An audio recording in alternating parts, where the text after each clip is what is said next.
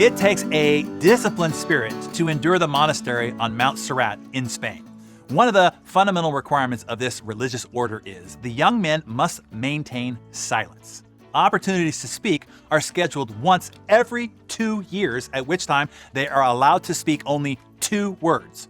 One young initiate in this religious order, who had completed his first 2 years of training, was invited by his superior to make his first 2-word presentation. His 2 words were, "Food terrible," he said.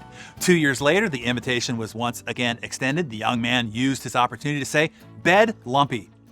Arriving at his superior's office 2 years later, his 2 words were now, "I quit." The superior looked at this young monk and said, "You know, it doesn't surprise me a bit. All you've done since you've arrived is complain, complain, complain." At the Mount Serrat Monastery and all over our modern society, it seems all anyone does these days is complain. It's said the average person complains between 15 and 30 times a day. Additional research shows that most people complain once a minute during a typical conversation. So why are we so damn whiny these days? Well, I blame weak parenting. Overwhelmed and enabling parents gave their kids whatever the hell they wanted if only they would shut their whining pie hole. This is where much of the entitled, self-absorbed, constant complaining and lack of appreciation and gratitude comes from. And when parents indulge children like that, the child doesn't grow out of it. It becomes how they understand themselves and the world. It becomes their self-perception and their worldview. I come from a generation where 6-year-olds weren't negotiated with. I was told to knock it off or else. The else only had to be experienced once or twice until you learned respect and social behavior discipline. As a result, most of us learned a number of valuable life lessons. 1, sometimes in life, you don't get everything you want. 2, be grateful for whatever you do get that is good, because good stuff has to be earned and it's hard to come by. And 3, nobody cares about your petty complaints. Get over it and keep them to yourself in the meantime. This might sound harsh to the fragile modern mindset, but it was effective. Why? Because it was a more honest preparation for adult life. Complaining doesn't make one a bad person. It just puts a horrible damper on the possibility of living an exceptional life. It's a denial of responsibility. And complaint without action is just a way of excusing yourself from being responsible. But people love to complain. Why? Well, there are several tempting.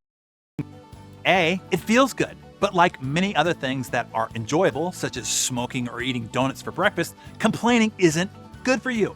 In fact, it makes you dumb. Not just socially, actually. And get this, at Stanford, they proved how complaining, or even being complained to for 30 minutes or more, can physically damage the brain.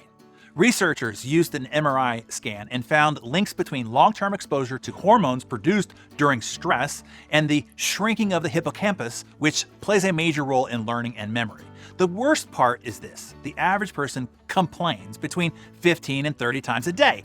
Other reasons why people complain, and I'm pointing this out so that you can see how and why you might indulge in this bad habit too. Don't assume that you don't. Other reasons why people complain is B, to get attention. People have an innate need to be acknowledged, and complaining is the fastest, easiest, and laziest way to be noticed. This is why the most socially awkward are usually the biggest complainers. It is a weak and lazy way to start a conversation, to get attention, or to try to connect with another. All you are going to do when you complain is find other complainers and repel everyone else away from you. C, to remove responsibility.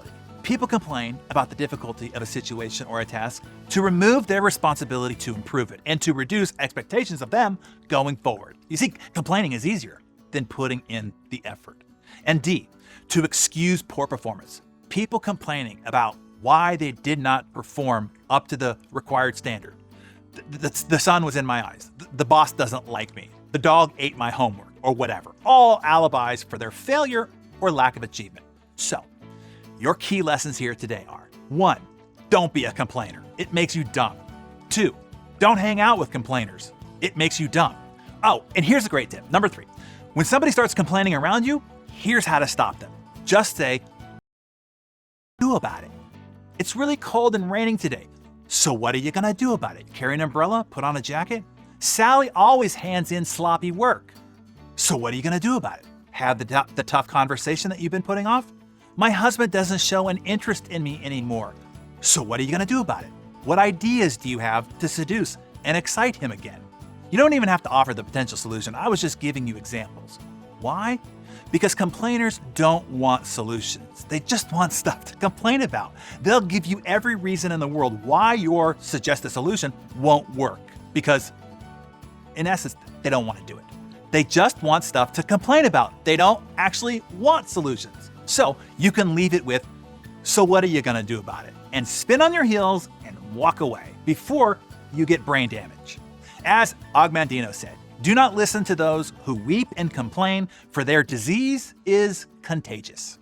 Get away as fast as you can before you get infected and become dumb. Okay, so jot down in your Darren Daily Journal what you need to be better at yourself. Either 1, for you to stop complaining, 2, stop hanging out with complainers, 3, calling out the complainers around you with, so what are you gonna do about it? And start your new you by confessing in the comments below.